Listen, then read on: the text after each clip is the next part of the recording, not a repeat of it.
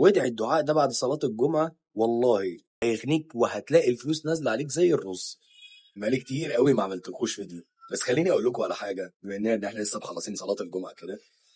بص، عايز تنجح في حياتك، عايز ربنا يكرمك، عايز الدنيا تتيسر لك، اسمع بقى الكلمتين دول ومش هطول فيها.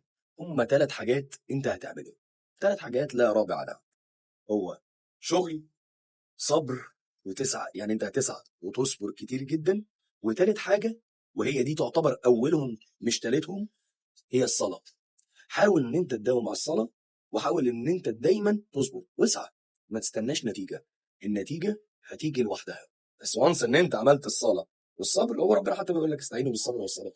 اعمل الاتنين دول، وادعي الدعاء ده بعد صلاة الجمعة، والله كل اسبوع ما بين الصلاة والصلاة ربنا هيفرج همك فرج كبير قوي، وهيغنيك وهتلاقي الفلوس نازلة عليك زي الرز. هو ايه؟